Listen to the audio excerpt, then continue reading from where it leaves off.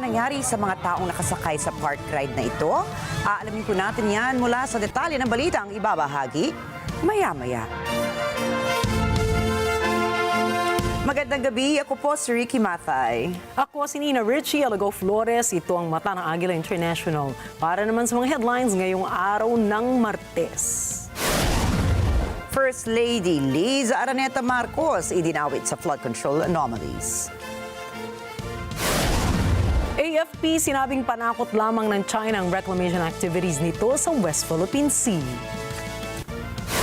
Sanaya Takaichi na ihalal bilang kauna-unahang babaeng Prime Minister ng Japan. Bilang ng mga nasawi sa Israeli strikes patuloy na tumataas mula nang magsimula ang tigil putukan. At bagong season ng NBA sisimulan na bukas.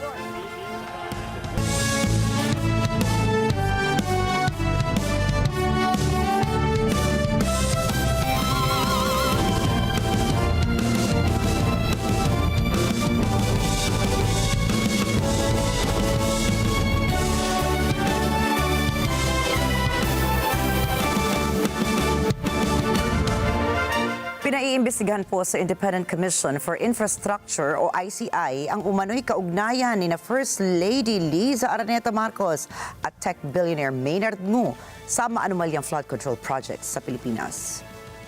Nagpunta sa tanggapan ng ICI si John Santander, isang cultural and peace advocate, para magsumite ng letter of sentiment na naka-address kay ICI Chairperson Andres Reyes para himukin ng komisyon na simulan ang investigasyon. Kinumpirma ni ICI Executive Director Brian Hosaka na kanyang natanggap ang liham ni Santander. Ayon sa liham ni Santander, may posibilidad umanong nakinabang ang First Lady kay Ngu at vice versa. Tinukoy rin sa ulat ni Santander na ang listahan na inirekomenda ni Ngu ng mga itatalagang opisyal sa Malacanang ay nagmula umano sa First Lady. Lumalabas rin anya sa report na si Maynard Ngu ang nagrekomenda kay dating Undersecretary Roberto Bernardo bilang Senior Undersecretary ng DPWH. Higit pa rito ay ginit din ni Santander na ang pagkakatalaga ni Ngu bilang Special Envoy sa China ay sa tulong o koneksyon umano ni First Lady Marcos. Matatanda ang iginit ni former Public Works Undersecretary Roberto Bernardo na natanggap niya ang nasa 160 million pesos na kickback sa pamamagitan ni Ngu. Habang tinawag naman umano na bagman ni Senator Francis Escudero ang negosyante. Sa ngayon, wala pang pahayag ang Malacanang hinggil sa issue. Nilinaw ng Armed Forces of the Philippines o AFP na hindi nagsasagawa ngayon ang China ng reclamation activities sa West Philippine Sea o WPS. Kasunod ito ng mga ulat na balak ng China na magtayo ng nature reserve sa Bajo de Masinloc. Ayon sa militar, wala silang nakikitang building activities ng China sa katubigan ng bansa. Pinaliwanag din ng AFP na ang ulat na may tambak na durog na coral sa WPS ay bunsod lamang ng tinatawag nilang tidal action. Patay na rin sa isinagawa nilang pagsusuri kasama ang concerned agencies. Mula po rito, ikinukonsidera na sa datahang lakas ng bansa na misinformation o disinformation campaign lamang ito ng China para takutin ang panig ng Pilipinas. Giit ng AFP, ginawa na rin anya ito ng China noon kung saan nagbabala sila na kanilang idedetine sa loob ng 60 araw ang mga mahuhuling dayuhang manghihimasok sa maritime areas ng Beijing. Mananatiling matatag ang ekonomiya ng Pilipinas. Yan ang ipinagmalaki ni Budget and Management Secretary Amenah Pangandaman sa Philippine Economic Briefing sa Cagayan de Oro. Ayon sa kalihim, magandang naging outlook ng ekonomiya ng bansa dahil lumago sa 5.5% ang gross domestic product o GDP ng bansa para sa ikalawang quarter ng 2025. Binigyan diin ni Pangandaman na nakaambag sa paglago ng ekonomiya ng bansa ang mas manageable na inflation rate noong mga nakalipas na buwan. Sa kabila nito, tiniyak ng kalihim ang pagpapatupad ng reform agenda sa budget priorities sa pamamagitan ng pinaigting na Government Procurement Act. Layo nitong gawing digitalized at pabilisin ang procurement process sa bansa. Sa gitna naman ng dumaraming kaso ng flu sa bansa, inilunsad na po ng Department of Health o DOH ang TRANGKASO Bye-Bye campaign upang maturuan ang mga mamamayan ukol sa pag-iingat kontra rito. Kasama sa ituturo ang mga simple subalit Epektibong paraan para maiwasan ang pagkakaroon ng flu, proper hygiene, sapat na pahinga at wastong nutrisyon. Bagamat wala pong flu outbreak nilinaw ng DOH na nanatili pa rin ang flu season na kadalasang nagtatagal mula Hunyo hanggang sa panahon ng amihan. Nagpaalala naman si DOH Spokesperson Assistant Secretary Albert Domingo sa publiko na maging maingat kahit walang mandatory protocols kagaya ng pagsusuot ng face mask. Nakapagtala na ang DOH ng 6,457 cases ng influenza-like illnesses o ILI mula September 28 hanggang October 11 ng taong kasalukuyan. Ang ILI ay isang respiratory infection na dulot ng mga virus kagaya ng influenza A at B, respiratory syncytial virus at RSV o rhinovirus. Magpapakalat na higit sa 56,000 mga personel ang Philippine National Police o PNP sa buong bansa para sa nalalapit na long holiday. Sa nasabing bilang, 25,349 dito ay PNP personnel. Tutulong din ang nasa 8,265 na mga tauhan ng Armed Forces of the Philippines, Bureau of Fire Protection, Philippine Coast Guard at iba pang concerned government agencies. Habang nasa 22,399 naman na bilang ng barangay security, radio groups at iba pang mga non-government agencies ang kakatuwangin sa pagpapanatili ng peace and order. Higit pa rito ay papaganapin ng PNP ang 5,293 police assistance desk sa publiko. Inaasahang naka-full alert ang pulisya bago ang November 1 para tiyakin ang seguridad at kaligtasan sa panahon ng bakasyon. Nasa 22 silid-aralan na pa lamang ang naipatatayo ng Department of Works and Highways o DPWH para sa taong ito. Napakalayo po mula sa 1,700 na target ng ahensya. Ito ang ibinunyag ni DPWH Secretary Vince Dizon sa isinagawang Senate Committee on Finances deliberations kaugnay ng 625.78 billion pesos proposed budget ng ahensya para sa fiscal year 2026. Anya napakababa ng bilang na ito dahil nasa 15.43% pa lamang ang nakukumpletong mga silid-aralan. Mayroon pang 822 na ongoing projects habang nasa 882 na classrooms pa ang hindi nasisimulang itayo. Dismayado naman si Senador Bam Aquino, ang chairperson ng Senate Committee on Basic Education, sa naging ulat ni Dizon at binigyan diin na nasa 146,000 pa ang kulang na silid-aralan ng bansa sa kasalukuyan. Dagdag pa ni Aquino na kung ganito pa rin ang magiging kalagayan hanggang 2028 ay aabot na sa 200,000 ang magiging kulang sa silid-aralan. Kung kaya't iminungkahi niya na ibigay na lamang sa local government units o LGU ang mga pondong nakalaan para sa mga classrooms upang ang mga LGU na po mismo ang magsimula sa pagpapatayo ng mga silid-aralan sa kani-kanilang mga lugar. Sinabi rin ni Senador Aquino na ang pondong inalis mula sa flood control ay dapat na ilipat sa Classroom Building Acceleration Program. Tiniyak naman ni Dizon na gagawa sila ng paraan upang matapos kaagad ang pagpapatayo ng mga silid-aralan at makikipag-ugnayan sa Department of Education. Nagsampa ng kasong plunder at iba pang mga criminal complaints sa Ombudsman si dating Senador Antonio Trillanes IV laban kina dating Pangulong Rodrigo Duterte at Senador Bongo.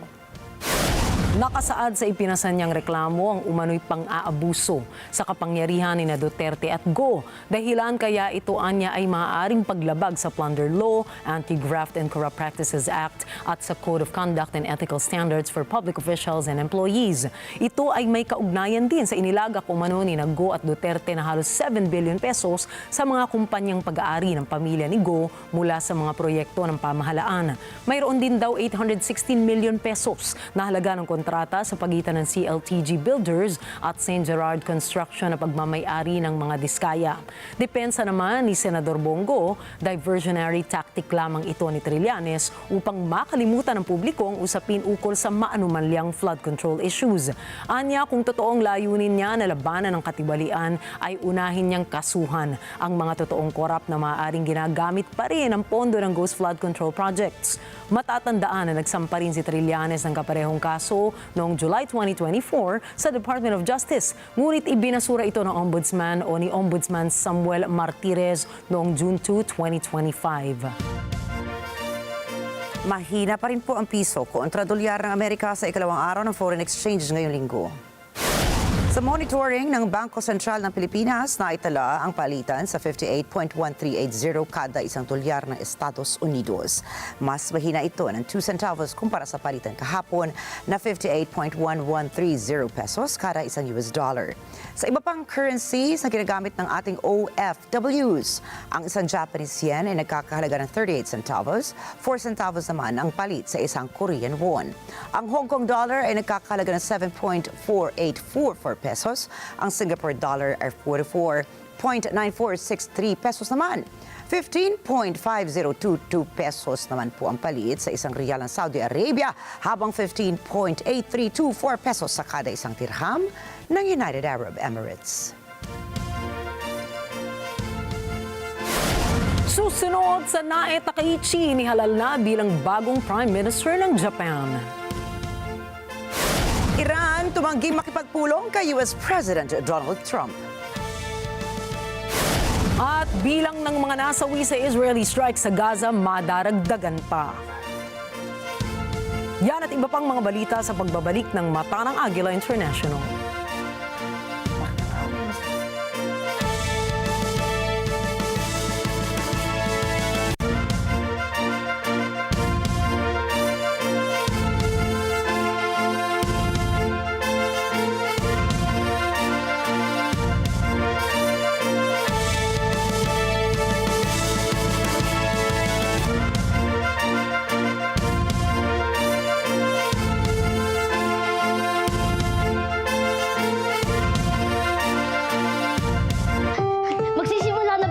Ang susunod na programa ay rated PG.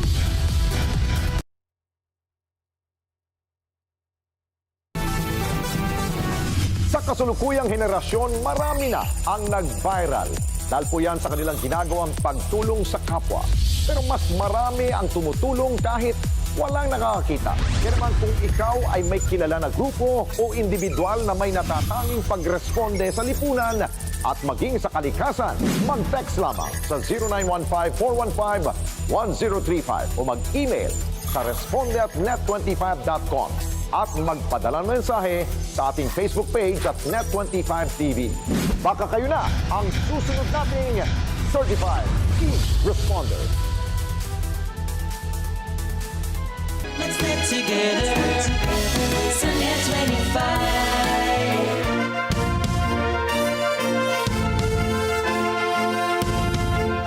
Muling nagbigay babala ang pamahalaan ng Taiwan at tila mas inuuna ng China ang pagpapalawak ng kapangyarihan kaysa sa pagtugon sa sariling mga suliranin sa ekonomiya at lipunan. The PRC expansionism has caused frictions and standoffs in the East and South China Seas.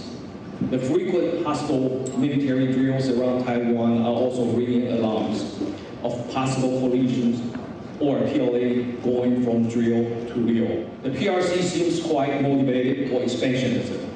It claims sovereignty over Taiwan, the East and South China Seas, and wants to act to take control. Sa isang forum sa Taipei, sinabi ni Joseph Wu, pinuno ng Taiwan's National Security Council, na bagamat nakikita ng Chinese Communist Party ang nakababahalang pagbagsak ng ekonomiya ng China, ay nakatuon pa rin ito sa pagpapaigting ng kanilang kakayahang militar. Binanggit din niya ang malaking parada militar sa Beijing noong September 3 bilang patunay ng pagnanais ng China na magpakita ng global dominance habang ang sariling suliranin sa bansa katulad ng ekonomiya at problemang panlipunan ay tila napapabayaan. Anya, kahit na ang Taiwan ay hindi direktang kalabanin ng Beijing, ay pipiliin nito ang kapayapaan. Kaya patuloy ang kanilang pagtataas ng pondo para sa depensa at hindi ang pakikipaggera sa China. Sa gitna ng lumalalang tensyon sa Taiwan Strait, malinaw ang mensahe. Ang Taiwan ay handa at determinado sa pagtatanggol sa kanyang sarili. Bibisita si US President Donald Trump sa China sa unang bahagi ng taong 2026. Yan po ang naging pahayag mismo ni Trump na nagsabi ring inimbitahan siya ng Beijing. Right sa Mangilid para sa report. Kalakala ng pangunahing issue sa agenda sa pagbisita ni US President Donald Trump sa China para makipag-usap kay Chinese President Xi Jinping. So I think we're going to end up having a fantastic deal with China. It's going to be a great trade deal. It's going to be fantastic for both countries. And it's going to be fantastic for the entire world. Thank you. Nakatakdang magtaas ng taripa ang US sa Chinese imports hanggang 155% sa 1 ng Nobyembre.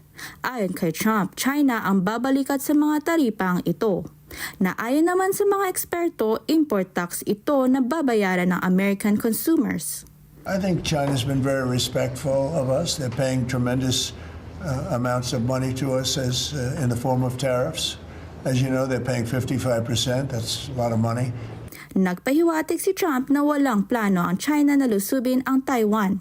Pero inaasahan niyang nasa agenda ang isyong ito sa pinaplanong pakikipagkita niya kay Xi sa sidelines ng isang economic conference sa South Korea sa darating na linggo.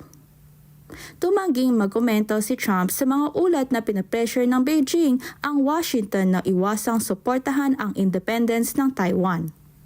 Well, I'm not going to talk about that. What I'll talk about, you and I will have that discussion in a couple of weeks when I'm in South Korea with President Xi. We're going to be talking about a lot of things. I assume that's going to be one of the things, but I'm not going to talk about that now.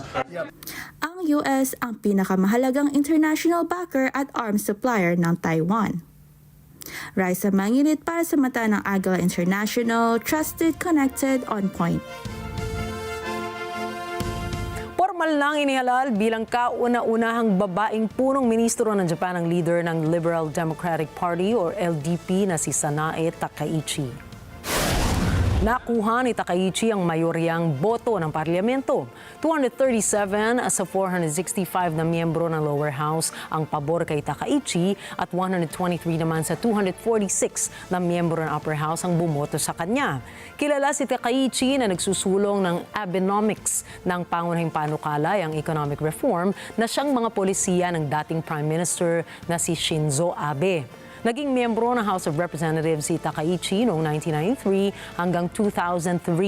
Sa mga sumunod na dekada ay nanilbihan rin ito bilang minister ng iba't ibang mga ahensya sa Japan. Ngunit bago pumasok sa politika, naging TV host si Takaichi.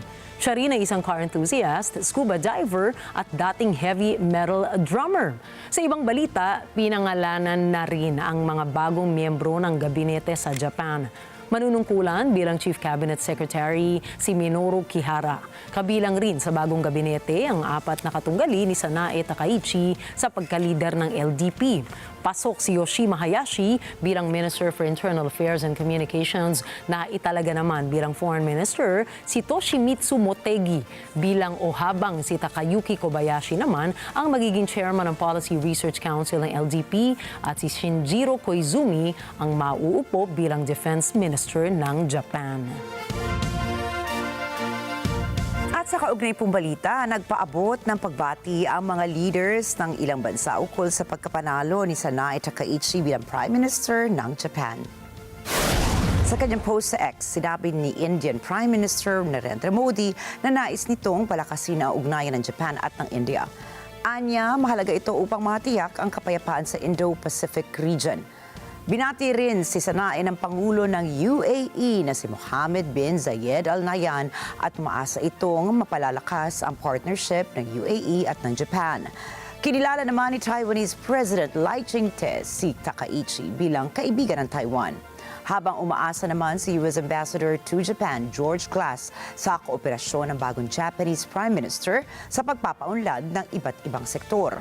Kasalukuyan nang naghahanda si Takaichi sa pagdalaw ni US President Donald Trump sa Japan sa buwang ito. Inaasahang pagpupulungan ng dalawang lider ang ukol sa pagpapataw ng mga taripa, maging ang US-Japan Defense Alliance. Inihayag ni Ukrainian President Volodymyr Zelensky na naghahanda ng Ukraine at Estados Unidos ng kontrata para sa 25 Patriot Air Defense Systems. Layo nitong palakasin ang depensa ng Ukraine laban sa mga Russian missile attacks. Ayon kay Zelensky, isa ito sa mga pinakamabibisang sandata laban sa ballistic missiles na pumupunterya sa energy system ng kanilang bansa. Inaasahan namang aabuti ng ilang taon bago makumpleto ang mga deliveries dahil mahaba ang production queue ng mga bansang umorder na ng nasabing defense system. Sinabi rin ni Zelensky na maaaring mapabilis ng White House ang produksyon nito kung mayroong political will.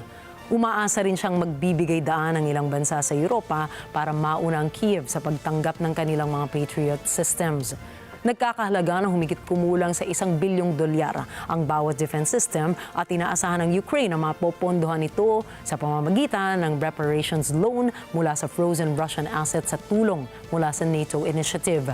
Dagdag pa ni Zelensky, mahalaga ang kasunduang ito, hindi lamang para sa depensa kundi para rin palakasin ang relasyon ng Ukraine at Estados Unidos. Kasunod dito, sinabi naman ni Trump na sa tingin niya ay hindi pa rin mananalo ang Ukraine laban sa Russia. Well, they could. They could still win it. I don't think they will, but they could still win it. I never said they would win it. I said they could win. Anything can happen. You know, war is a very strange thing. A lot of bad things happen, a lot of good things happen. If you look... Inconclusive o walang katiyakan ng peace talks kung hindi kasali sa pag-uusap ang Ukraine at Europa. Chantal Santos para sa detalye ng balitang yan.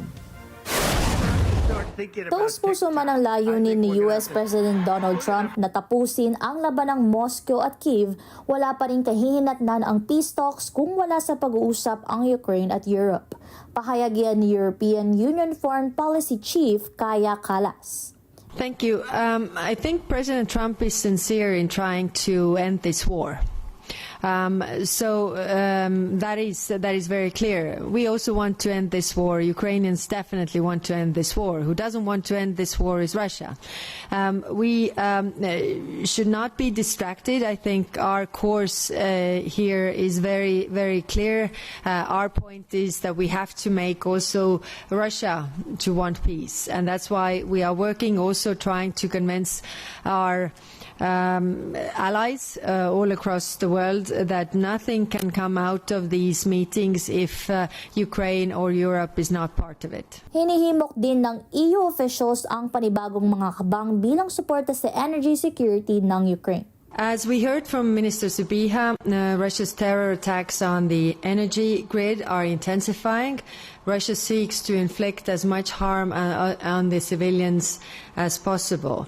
So today we invited the European Commission to propose additional measures to better support Ukrainian energy security. Ayon kay Kallas, hindi itong huling sanctions package laban sa Russia. This week we aim to adopt a major new sanctions package on Russia. Every euro we deny Russia is one that it can't use on war. Ministers were also clear today that after the 19 package, we should work on the next package. It will not be the last one. Idiniin ni Kallas kung sino talaga ang biktima at sino ang manlulupig sa laban ng Russia at Ukraine. What we must not forget is that Russia is the aggressor and Ukraine is the victim here. So putting the pressure on Ukraine as the victim is not the right approach.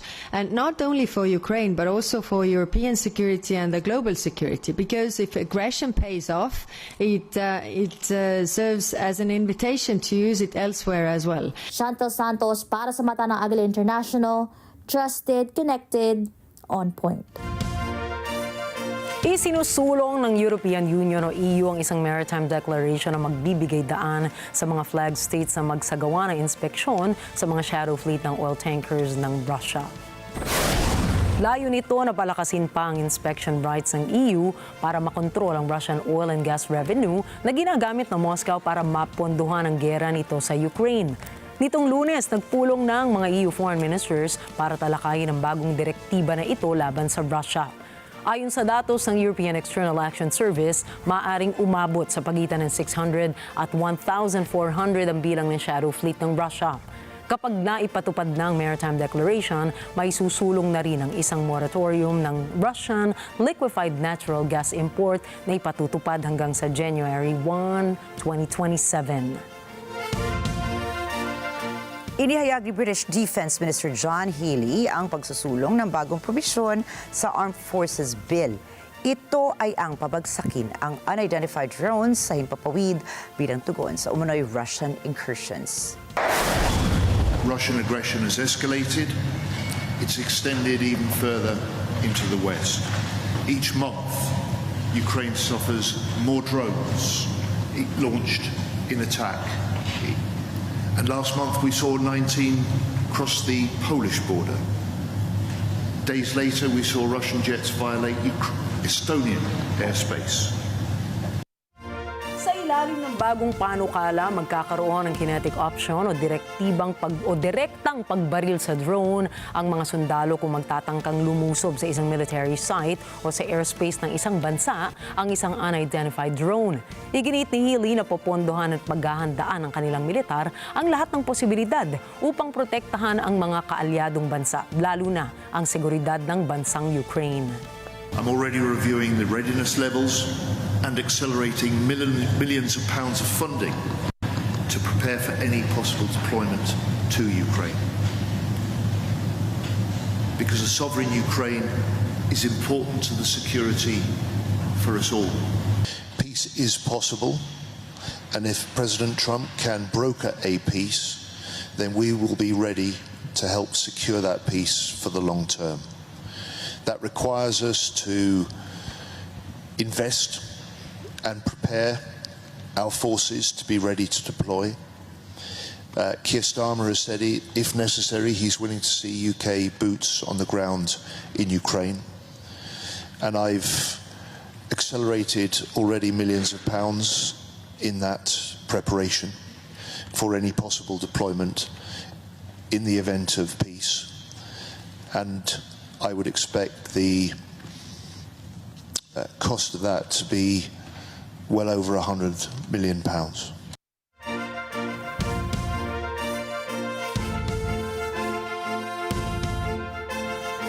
Muling sumiklab ang tensyon sa pagitan ni Ayatollah Ali Khamenei ng Iran at Estados Unidos matapos tanggihan ni Khamenei ang paanyaya ni US President Donald Trump na makipagdialogo. که صنعت هسته‌ای ایران رو بمباران کردیم و از بین بردیم. خب خیلی خوب، همین خیال باشه. اما اصلا شما چه کاره هستید که اگر یک کشوری صنعت هسته‌ای داره شما دخالت کنید بگید باید و نباید؟ شما چه کاره دنیایی؟ چه ربطی به آمریکا داره که ایران امکانات هسته‌ای و صنعت هسته‌ای داره یا نداره؟ این دخالت‌های ناواب، ناجور، غلط و زورگویانه است.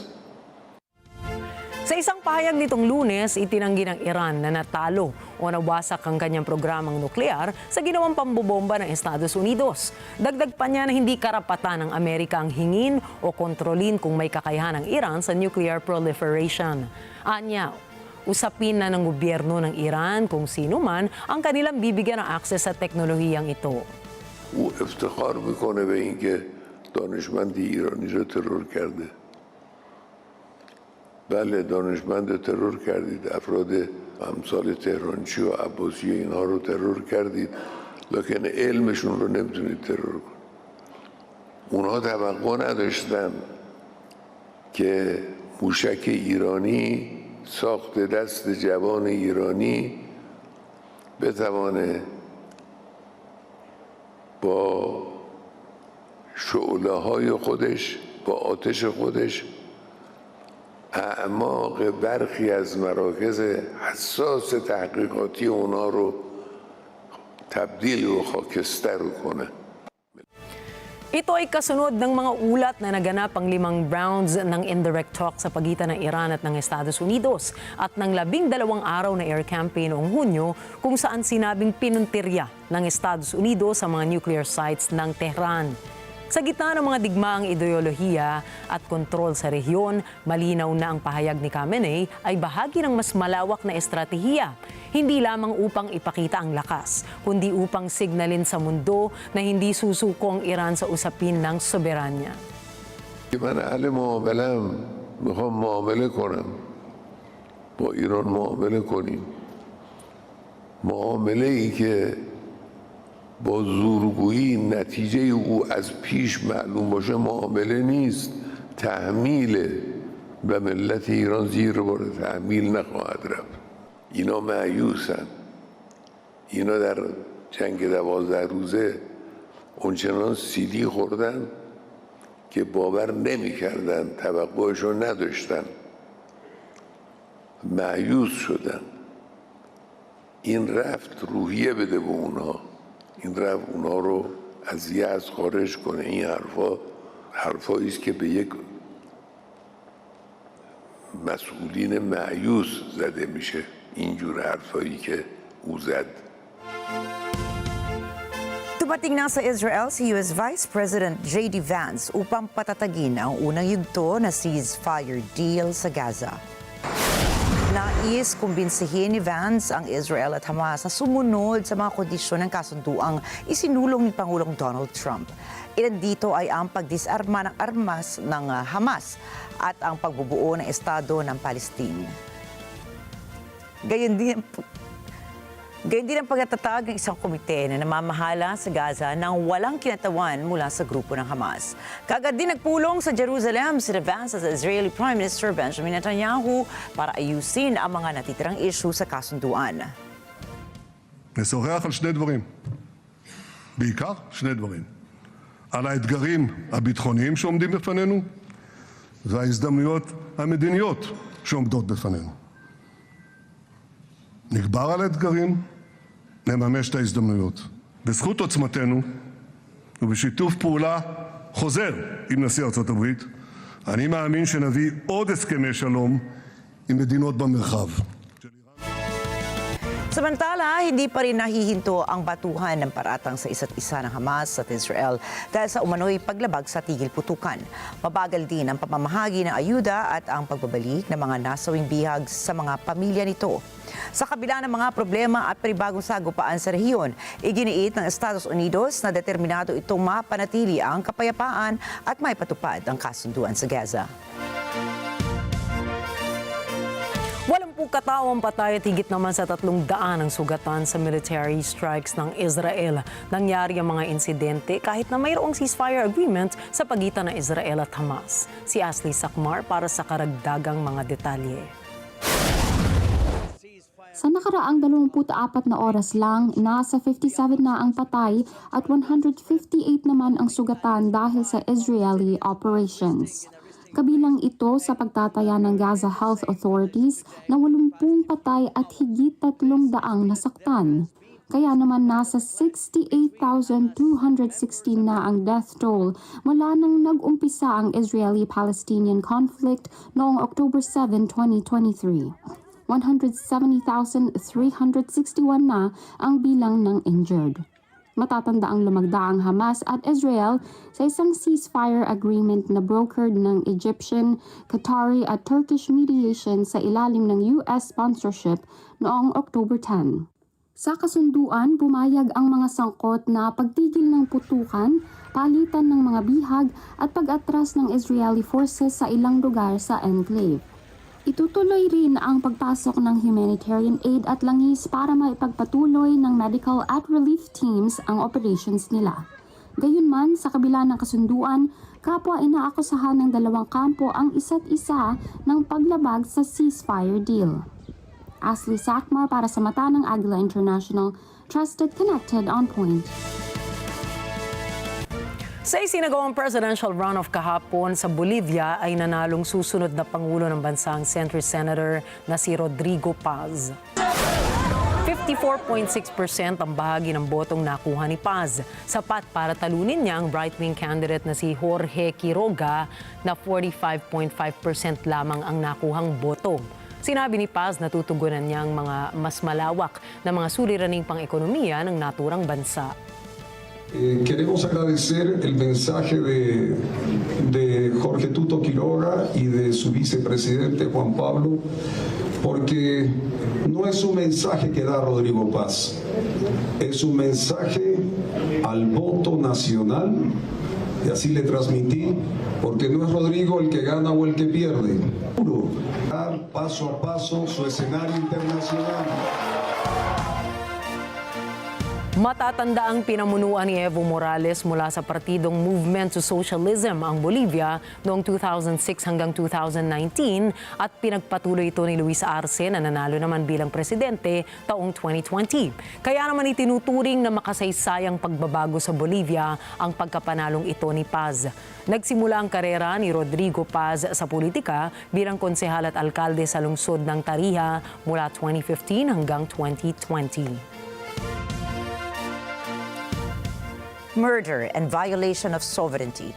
Mga akusasyon ng Colombia laban sa Estados Unidos kaugnay ng umano'y pag-ataking naganap sa territorial waters ng Bogota. Net 25 correspondent Myra Siburan para sa report.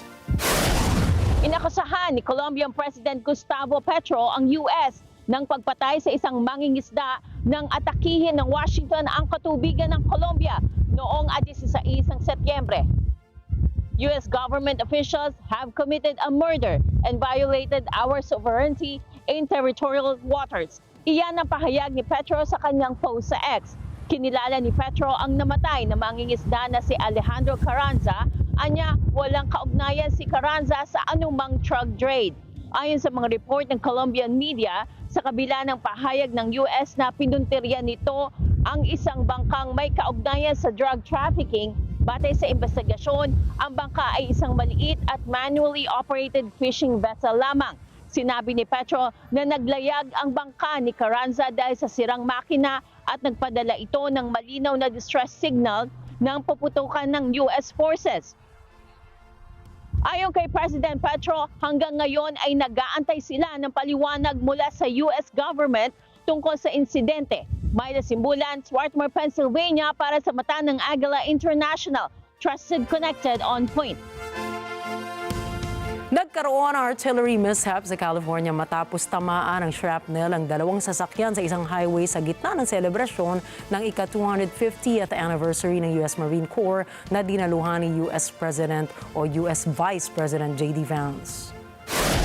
Ayon sa California Highway Patrol, isang live artillery round ang sumabog ng maaga sa ere at tumama sa mga sasakyan na bahagi ng protective convoy ni Vance. Bagaman walang naiulat na nasaktan sa insidente, agad na itinigil ng Marines ang lahat ng live fire exercises matapos ang pagsabog. Kinundina ni California Governor Gavin Newsom ang isinagawang pagpapaputok sa highway na tinawag niyang delikado at irresponsable. Sinagot naman ito ng kampo ni Vance na ginagamit lamang daw ni Newsom ang insidente sa kanyang political drama. Ayon naman sa mga ulat, ang 155mm shell na sumabog ay bahagi ng malakihang military demonstration na nagpakita ng mga fighter jets, navy vessels, helicopters at towed howitzers na pinakamalaking military event sa loob ng isang dekada sa mainland US. Sa kanyang talumpati, pinuri ni Vance ang Marine Corps, ngunit ginamit din ang pagkakataon upang batikusin ang woke culture sa militar at ang Democrats na anyay may kasalanan sa government shutdown. And of course, Marines, I bring greetings today from our Commander-in-Chief, Donald J. Trump, and he wanted me to tell each and every single one of you that he's proud of you, that he loves you, and that despite the Schumer shutdown, he is going to do everything he can to make sure you get paid exactly as you deserve. Kasalukuyang iniimbestigahan ng Marine Corps ang sanhi ng insidente. Susunod, 15 katao sugatan sa pagguho ng isang park ride sa Indonesia. Ninakaw na alahas sa Louvre Museum nasira. At exciting dahil bagong NBA season magsisimula na bukas. Mga detalye po ng mga balita niyan at iba pa mga balita sa pagbabalik pa rin ng Mata ng Agila International.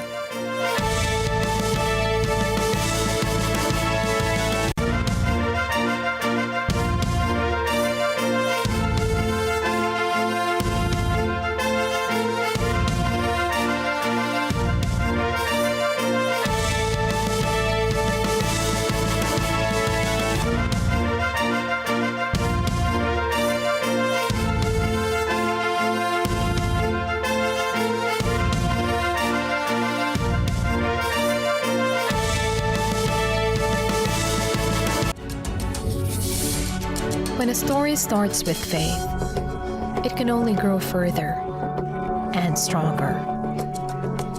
As time passes by, we learn about your story. In an institution of exceptional healthcare, with genuine Christian compassion, we care about you. With a safe, secured, and sanitized environment, accompanied by a team of trusted healthcare professionals, we're built this way to serve you better. By providing affordable health services to general population, we want what's best for you. Because at New Era General Hospital, everyone matters.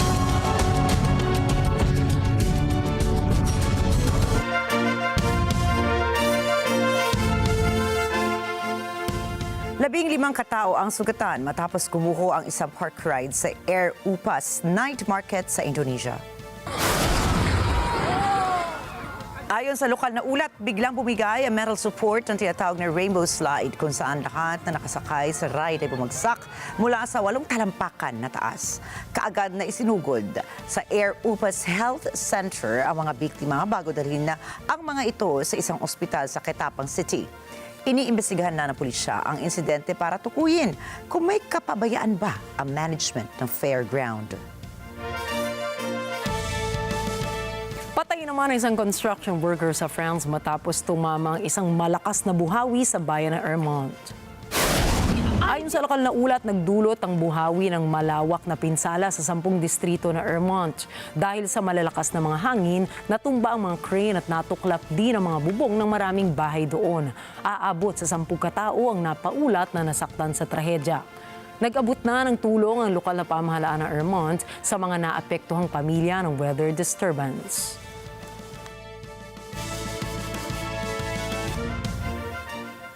Nababalot na makakapal na usok ang lungsod ng New Delhi sa India dahil sa fireworks event na nagresulta naman para umabot sa hazardous level ang air quality nito. Kahit nagtakda na ang Korte Suprema ng hindi hihigit sa 3 oras na paggamit ng tinatawag na green crackers para sa isang event sa New Delhi, ay tila hindi ito sinunod ng iba. Sa halip ay mahigit sa 3 oras silang gumamit ng mga paputok. Batay sa datos ng Central Pollution Control Board ng India, very poor ang air quality sa New Delhi at inaasahang mananatili ito sa kategoryang poor to very poor sa mga susunod pang araw. Sa ulat naman ng IQ Air, itinuturing na world's most polluted ang New Delhi. Karaniwang nakararanas ng smog ang India dahil sa construction dust, vehicle emissions, and agricultural fires. Dahilan upang milyong-milyong residente ang patuloy na magkaroon o nagkakaroon ng sakit sa baga. Sinimulan ng demolition work sa East Wing ng White House. Ito ay para sa ballroom project ni United States President Donald Trump. Thomas Eyelikeness reports. The wrecking ball took aim at the east wing of the White House on Monday, tearing down walls so construction crews can begin work on Trump's latest project, a new ballroom for the presidential residence. Construction is expected to cost upwards of $250 million. Back in July, Trump said that he and a group of donors would pay for it. The president's justification? They've wanted a ballroom for 150 years. And I'm giving that honor to this wonderful place. I think we should do it. This was the ballroom, and this room holds 88 people, and the new one will hold 999 people, which is a difference. I say 999 because I didn't want to crack 1,000. Up until now, the East Wing had housed the First Lady's offices, a theater, and a visitor's entrance for foreign dignitaries. Office space will be temporarily relocated. While hosting an event honoring a group of college baseball players from Louisiana State University on Monday, a beaming Donald Trump boasted about the decor of the glass-walled space where future parties will be held. You walk into the ballroom, Mr. Senators, and you're going to see a ballroom the likes of which I don't think it'll be topped. It'll be the finest. So it's going to be a lot of fun. The current East Wing was built in 1942, but the complex sometimes strains to hold the number of employees, visitors, and guests of the president who wish to attend events. Several White House state dinners have had to be hosted in a tent erected on the South Lawn. The White House has said it would provide the names of the donors to the project, but has yet to do so. Thomas I. Likeness, MATATAG Agila International. Trusted, connected, on point. Natagpuan pong sira ang isang gintong diamante na korona ni Empress Eugenie ng France bago o matapos itong manakaw sa isang sa Louvre Museum sa Paris, France. Ayon kay French Culture Minister Rachida Dati, isa ang nasabing korona sa siyam na mahahalagang alahas na pinuntirya ng mga magnanakaw sa Apollo Gallery. Nakulog umano ang korona ni Empress Eugenie habang tumataka sa mga suspect at natagpo ang sira na ito sa labas ng museo. Kabilang din sa mga ninakaw ay ang tiara ni nagaling sa koleksyon ni Queen Mary Amelie, isang sapphire and emerald necklace mula naman kay Napoleon I at isang diamond brooch na pag-aari ni Empress Eugenie. Sinabi ng mga investigador, mabilis, organisado at profesional ang isinagawang operasyon ng mga magnanakaw. Posible rin nila itong inside job. Naglunsad na ng nationwide manhunt ang mga otoridad. Tiniyak naman ni French President Emmanuel Macron na mahuhuli ang mga salarin sa itinuring niyang atake sa pambansang pamana ng bansang France. Landmark deals para sa air pollution at wildlife trafficking ang napagkasunduan ng Environment Minister sa isinasagawang G20 ministerial meeting sa Cape Town, Africa. Pero dalawa lamang sa 6 na prioridad ang pasado sa karamihan ng member states, isang bagay na ikinadismaya naman ng ibang miyembro. Si Net 25 correspondent Anna Cui para sa mga karagdagang detalye. 2 sa 6 na key environmental issues ang nagwagi ng suporta ng buong 20 member states ng G20. Sa kabila ng progresong ito, ikinadismaya ng African leaders ang kawalan ng consensus para sa ibang key issues, kabilang ang waste management at land degradation. Nagbabala sila na patuloy na haharap ang kontinente sa malulubhang environmental challenges kung walang magpapakasunduang pambuong mundong aksyon. Has caused unusual heavy rains, flooding, fires, tornadoes, which has caused loss of lives, unfortunately, which is our main priority to deal with. We have a responsibility as governments in Africa to ensure that the health of poorer communities is protected. Ikinatuwa naman nila kahit paano ang dalawang napagkasunduang mga issue, ang air pollution at wildlife trafficking. It's the first time ever that air quality has been on the agenda of the G20, and we managed to get full consensus on it. And also we have the Cape Town Ministerial Declaration on crimes, environmental crimes, and that's specifically focusing on illicit wildlife trafficking, but also fauna, flora, and various other types of trafficking. Binigyan diin ng United Nations Environment Program ang malawakang epekto ng mga banta sa kapaligiran, hindi lamang ng air pollution. Air pollution touches everything. One may say it's environment, but it is health, it is economy. You see, it is social. So again, it shows that cross-cutting nature of environmental issues in air pollution. Is the same also for crimes against the environment. Sa kabila ng progresong dala ng dalawang landmark agreements, hindi nila ito sapat para tugunan ang mga isyong ikinahaharap ng mundo pagdating sa kapaligiran.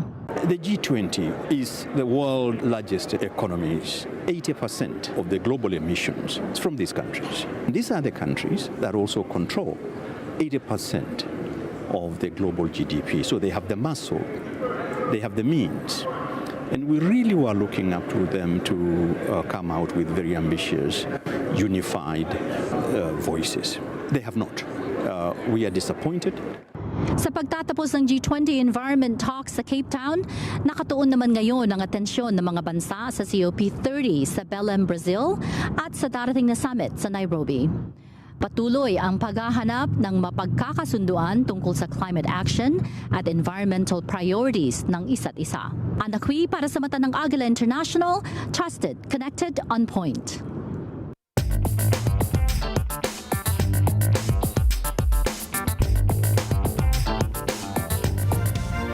Lumagda sa isang critical minerals agreement sina US President Donald Trump at Australian Prime Minister Anthony Albanese. Mamumuhunan ang Washington at Canberra ng tig-1 bilyong dolyar sa darating na 6 na buwan para sa kanilang mining and processing projects. Magtatakda rin sila ng minimum price floor para sa critical minerals, isang hakbang na matagal na pong nais ng mga Western miners. Yolanda Espiras para sa balitang yan. Lumagda ang dalawang leaders sa critical minerals deal nang bumisita si Australian Prime Minister Anthony Albanese sa White House. Layon ng US na palawakin ang access nito sa critical minerals ng mundo habang pinalalakas naman ng China ang kontrol nito sa supply. Ayon kay US President Donald Trump, makakabuti para sa dalawang bansa ang kasundong ito sa Australia. In about a year from now, we'll have so much critical mineral and rare earths that you won't know what to do with them. They'll be worth about $2. But in the meantime, we're working with Australia and other countries. They're working with us too. Ang terminong critical minerals ay para sa iba't ibang uri ng mga mineral kabilang ang rare earths, lithium at nickel. Ginagamit ang mga mineral sa mga produkto tulad ng electric vehicles, aircraft engines at military radars. Batay sa US Geological Survey data, hawak ng China ang pinakamalaking rare earths reserves sa buong mundo. Gayunman, may makabuluhang reserves din ang Australia. Ayon kay Albanese, mabuti ang relasyon ng Australia at US. Anya, inangat ng nasabing deal ang relasyon ng dalawang bansa. And Australians love America, and I think Americans kind of like Australia too. Sure, we do. And as we go forward, I think that today will be seen as a really significant day in our relationship. Sinabi ni Trump na inabot ng ilang buwan ang negosasyon para sa critical minerals deal na ito. Yolanda Espiras para sa mata ng Agila International. Trusted, connected, on point.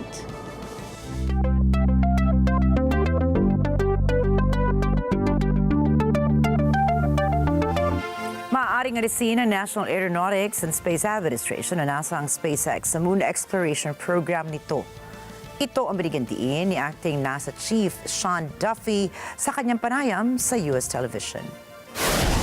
Ayon po sa hepe ng Space Agency, malaki na ang naging delay ng SpaceX sa kanilang schedule para tulungan ang NASA na matapos ang moon mission nito at maunahan sa space race ang China. Inaasahan ng NASA na magagamit nito ang Starship ng SpaceX para dalhin ang crew ng Artemis 3 sa buwan sa taong 2027. Subalit, dahil anila sa kasalukuyang progreso nito para sa carrier rocket, malaki ang potensyal na hindi masunod ang timeline ng NASA at sa huli ay maaaring palitan ang SpaceX sa misyon. Hindi naman tinukoy ng acting NASA chief na babaguhin nila ang deal sa SpaceX o kaya ikukuha ba sila ng bagong contractor para sa moon mission. Bukod po sa SpaceX ay nakipagkasundo rin ang NASA sa Blue Origin na ngayon ay abala sa pagbuo ng gagamitin na lander sa Artemis mission, ang Blue Moon. Balik na sa normal na operasyon ng Amazon Web Services matapos ang malaking outage na nakaapekto sa libo-libong website sa buong mundo. Inabot ng mahigit 9 na oras ng pag-aayos bago naging online ang ilan sa mga naapektuhang sites at applications. Ayon sa Amazon, bagamat stable na ang operasyon, may mga sistema pa ring maaaring bumagal. Anila, isang sira sa domain name system o DNS ang naging sanhi ng mga aberya. Hindi umano ito nagbigay ng tamang address para sa DynamoDB na isang cloud database na importante sa pag-store ng data. Tinagurian ito bilang pinakamalaking internet disruption kasunod ng CrowdStrike malfunction noong nakaraang taon na nagdulot naman ng aberya sa mga ospital, bangko at paliparan.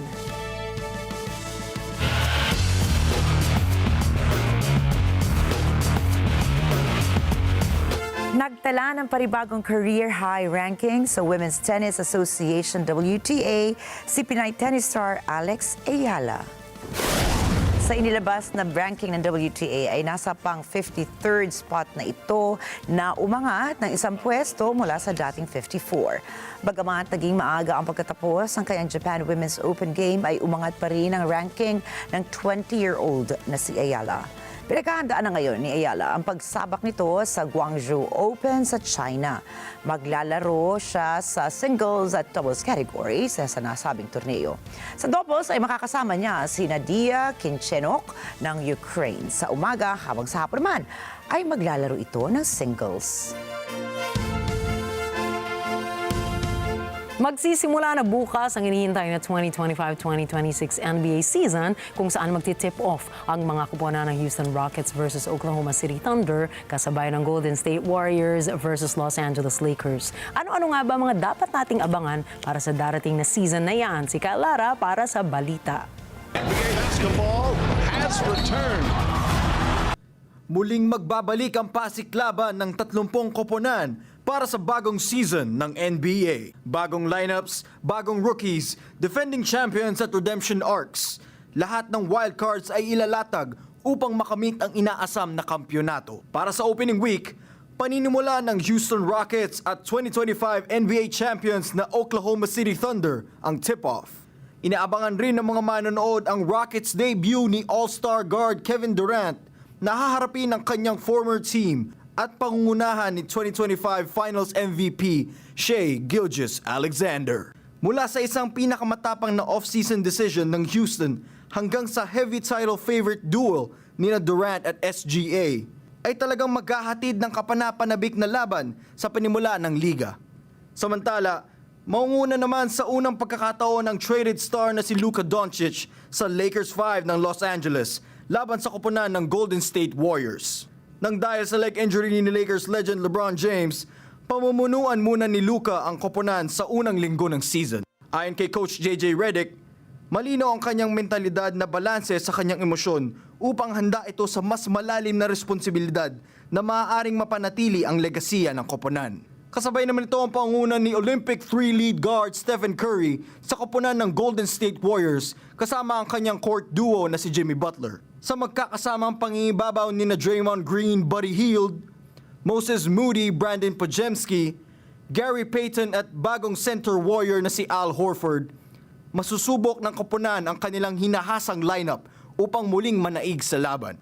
Luka Doncic versus Cooper Flagg, Kevin Durant versus SGA, Boston Celtics redemption, new generation dominance, all-star comebacks and downfalls, the battle for the titles. Sa muling pagbabalik ng regular season, aabangan ng mga manonood ang lahat ng drama, lahat ng face-off, lahat ng showdown at shakedown na magtitiyak kung sino ang magdodomina sa basketball court. Lara para sa sports ng mata ng Agila International. Trusted, connected, on point.